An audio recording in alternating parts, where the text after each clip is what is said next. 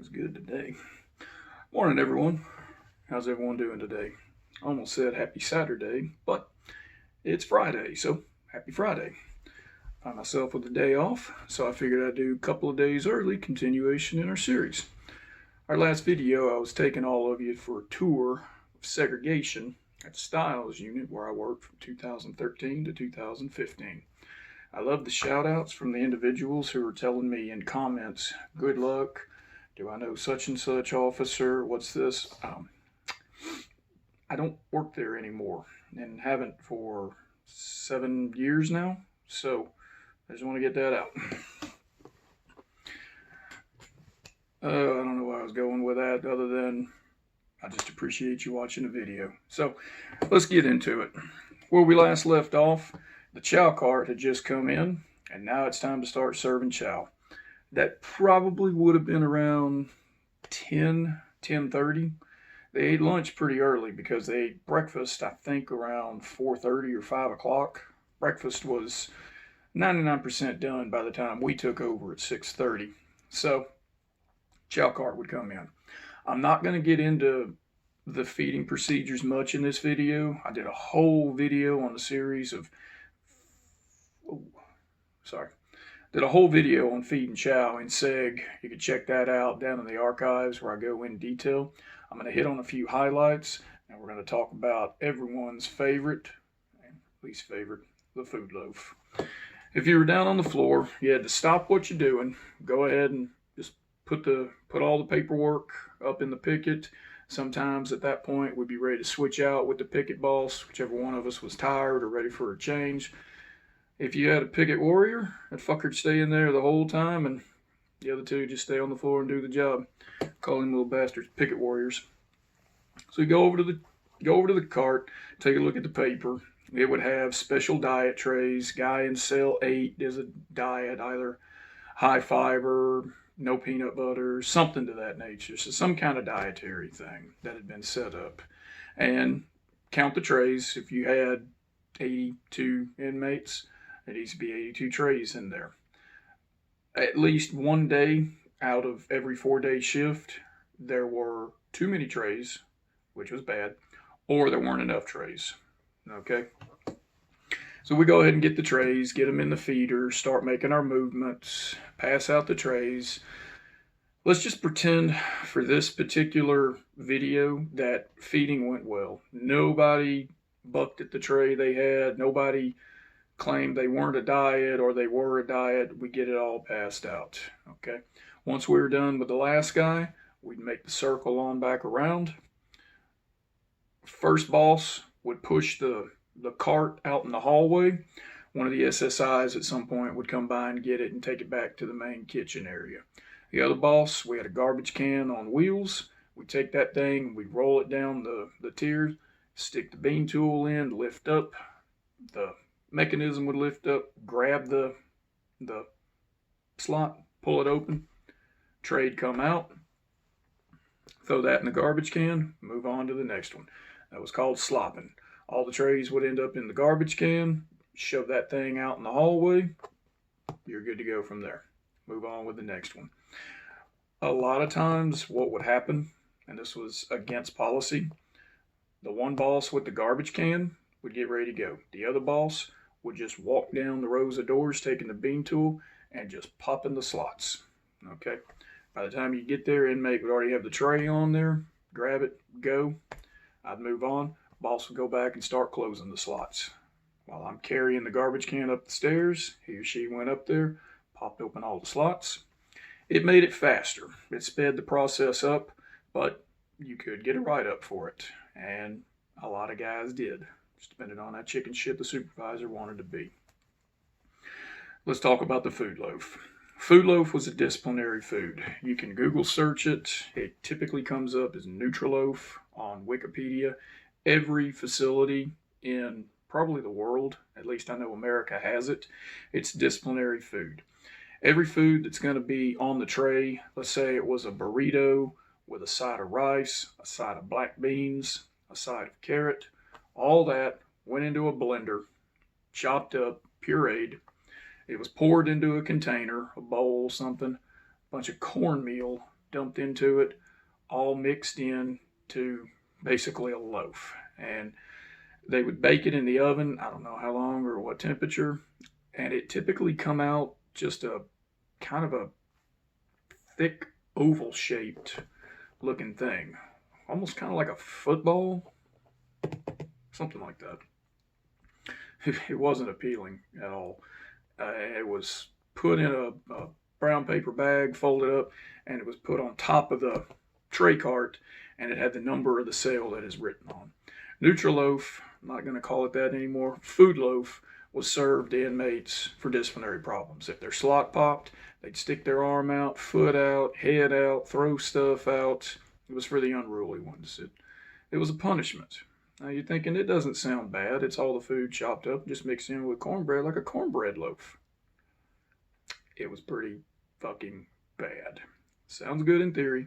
It's not in taste. When you got ready to serve food loaf, it was on. All right. It was some kind of disciplinary procedure. Show up at the guy's cell, second officer would have the sack. I'd look in the cell, I'd tell him, we'll just say Jenkins, Fender Jenkins, go sit on your bunk, I'm gonna serve your food loaf. Man, motherfucker, I ain't on no goddamn food loaf. That motherfucker hoe ass done wrote me up with some bullshit. I ain't been on no goddamn food loaf for over a week, motherfucker, man. You ain't gonna send me that bullshit. This motherfucker hoe ass. I'm suing everybody in this goddamn facility right here, motherfucker. This motherfucker. Shirt shows fucking titty on the thing. And they would do anything and everything to get out of getting served that food loaf. Oh God, it was never smooth. I'd tell the guy, Fender Jenkins, go sit down on your bunk, get ready to receive your lunch. Wouldn't do it. Fender Jenkins, sit down on your bunk, you're going to be served food loaf. Wouldn't do it. Fender Jenkins, last time or you're not eating. If he didn't sit down, I moved on. About 2-3 seconds later, as soon as I was out of view, beating and banging on the door. Go back to the door. Last time, sit down. Most of the time at that point, they turn and start walking toward the bunk. It was about 8 feet from the bunk to the door. I pop that slot. I take that sack, throw that fucker in there on the floor. I didn't care if it broke, bag ripped, whatever. Slam that slot. No sooner did I have the slot closed, guy had turned and run back to the door and he'd beaten and banging on it. The funniest thing was if he wasn't paying attention and he stepped on that fucker. And it just break up into pieces. I know it's sick to think something funny like that, but these weren't good guys. The guys getting food loaf were about the worst of the worst. And yeah, I took some funny in it. So that's serving the food loaf. Once we had all the trays slopped and everything, now it's time to get back to moving around inmates. Typically around the time you were done serving, 11:30, it was time for a count. Okay. Count purposes were more important for general population because they moved all over the facility, work detail, class, transport, something. Seg, those fuckers didn't go anywhere. And if they did, they had an officer with them. They were a lot easier to keep track of. Our count was typically took as long as it took to walk the tiers. You walked in, looked at the cell, if dude was laying still, covered on him. Hey man, they showed me something. They'd lift a hand up, a foot up, a head, they'd groan, something. I just need to hear that he's alive. Excuse me. Check him off the sheets. Call in that our count's cleared. Supervisor'd come by, pick up the paperwork, go from there. Once count cleared, you'd hear a big, it was like a steam pipe that would sound an alarm. One blast, I don't remember the exact signals. One blast, count had cleared. 2 blasts, count hasn't cleared. 3 blasts, I never heard it, there was an escape. Okay. Once count had cleared, time to go back to what you were doing. Guys that were in the day room, pull them out of the day room, take them over to the showers, get moving from there. By that point, it's later in the day. We're hot, we're sweaty. Me and Campbell, we're pounding water. Keep on moving the guys around. Now at this point, it's break time. Somebody through somewhere in the facility would break us out so we could get our 30-minute break. 12-hour units, you got 30 minutes for your break time. Check that time and don't be fucking late. One of the guys you're working with, they're going to snitch on you. you're going to get a write-up. That was one of the quicker ways to get a write-up, was to go longer on that 30-minute break. The 8-hour and 45-minute units, they got 15 minutes. Smokers typically hightailed it to their cars, grab as many smokes as they could, make a phone call to whoever, because you couldn't have your phone in the facility, left it in the car, and get back to the facility.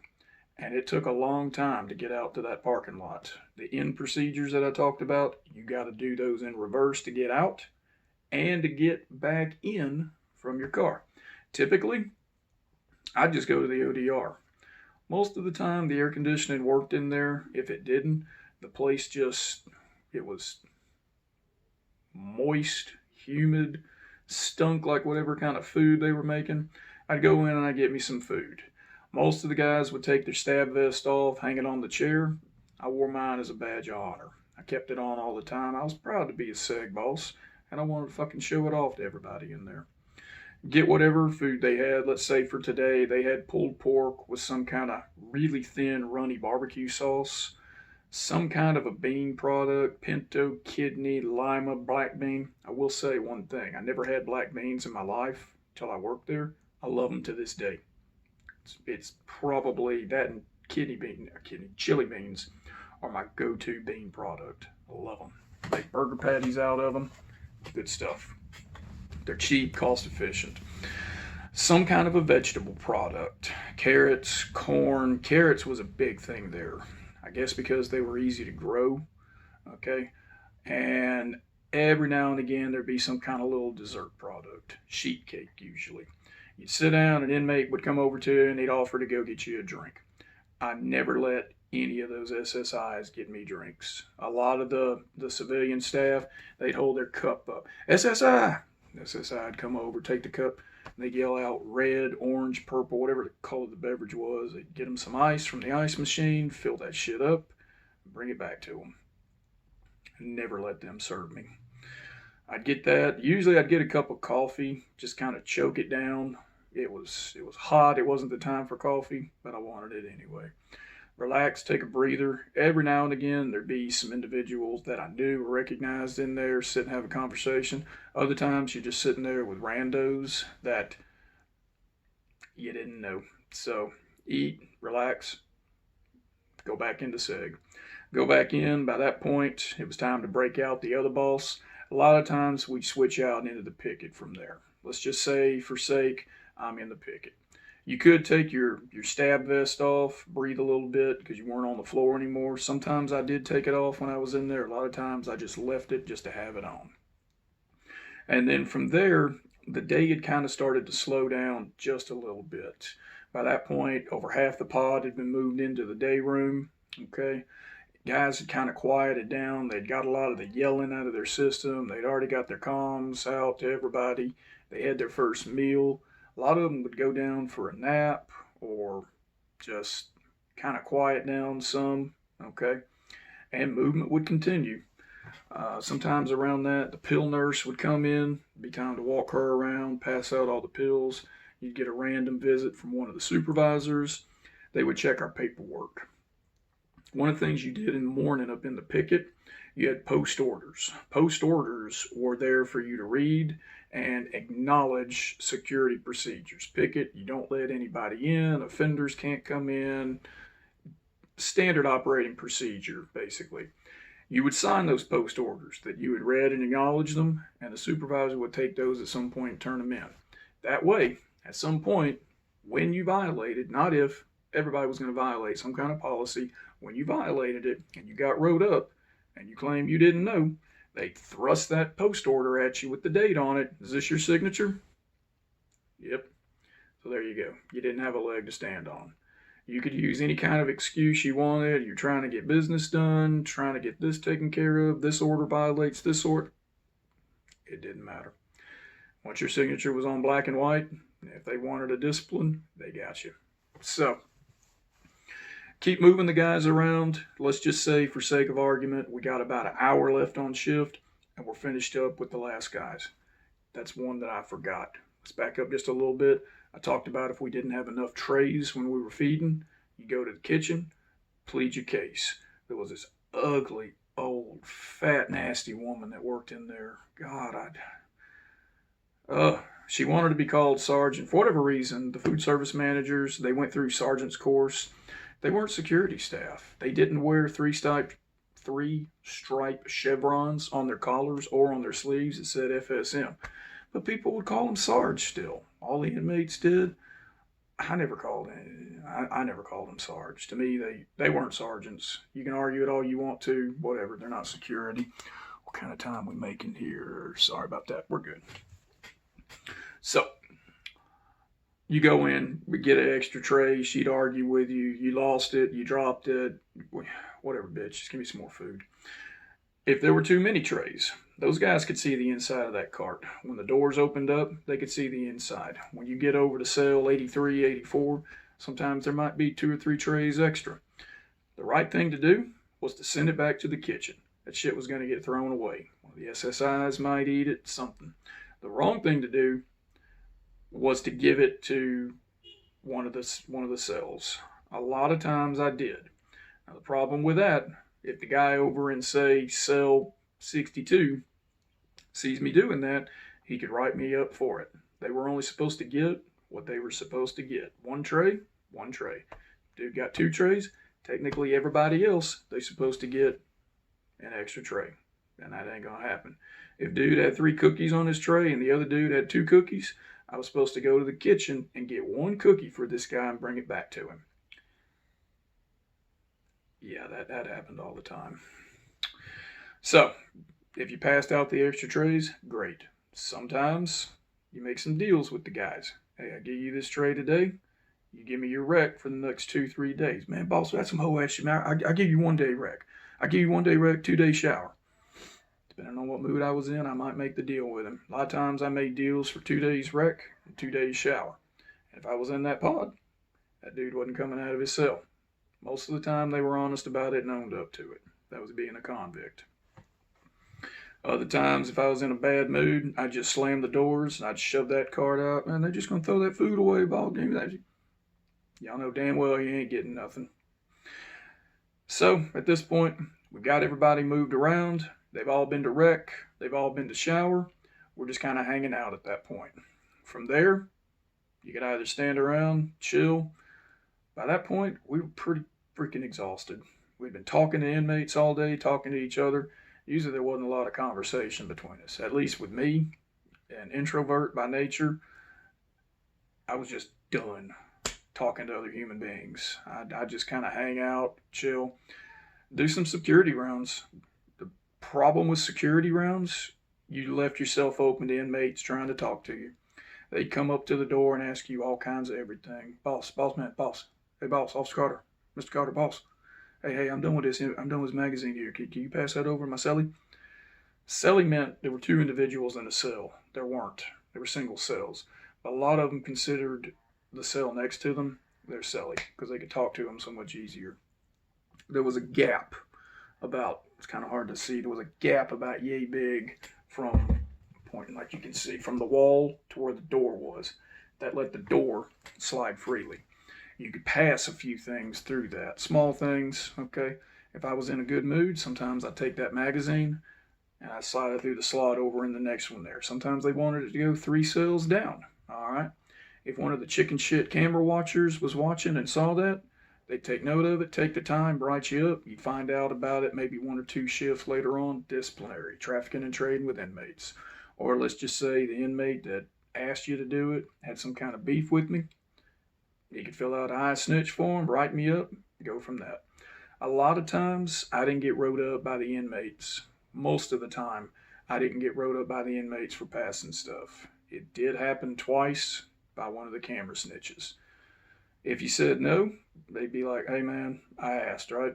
Or you run the risk of it beating, banging on the door. Problem with passing stuff, if you did it 2-3 times, and next time you come in, dude's in a bad mood, he asks you to do it, you don't do it, he's going to remind you about the other times that you did. He's kind of got you in his pocket at that point. Now we got a problem, all right? Or they just try to strike up some kind of conversation. They know that the offender movement's done, so now they try to get a little personal with you. Find out some information about you, man. I've always had this kind of haircut. Boss, you in the military, man? The second I said yes, oh, here we go. They served from this time, this, and that. And the only military they probably actually did was what they saw on TV. I learned later on, I just lied to them. No, man, I played a lot of Call of Duty. Yeah, I'd lie, but whatever. They're inmates. Folks, that's pretty much your tour of Seg. Once we'd had everybody passed out at 1800, 6 o'clock in the evening for those who don't Obla military time, the night shift would be on. They'd get their briefing from turnout. They'd all pass out, come in. We do the same kind of off-going procedures like I talked about when we would relieve the night shift. From that point, head out and go from there. A lot of times, a lot of the supervisors, not Jones, never mind, I'm not going to get into it. Not Jones. Some of the other sergeants, the night shift sergeants, the lieutenant, they'd be waiting at the door as we pass out, and they'd clap for us as we're leaving. Basically, a shout out that we had made another successful shift and that we were going home with the same number of holes in our body that we came to work in. It was a safety kind of thing. It was a morale kind of thing. The supervisors had our back. A lot of times they did it because they had to. It wasn't a complimentary thing. But it was a nice gesture. False motivation at its finest. Get out to the parking lot. It'd be about 7 o'clock in the evening. If I was lucky enough to get ahead of everybody, didn't get held up by too many other individuals in the sally ports, or the sally port wasn't broken. A lot of times the solenoid would break. They'd have to get a maintenance supervisor out, and we'd be stuck there. You could be stuck an extra 30 minutes. You get any overtime? Fuck no. You just ate it. A lot of times I'd stop by the ODR, grab me a couple Johnnies. Those are the sandwiches in the sacks. Give me a couple Johnnies. Other times I'd go by and get my hair cut. These guys cutting hair, they could cut real good heads of hair. They knew what they were doing. You didn't pay them anything. You just wrote your name down that you had been in there. Cool.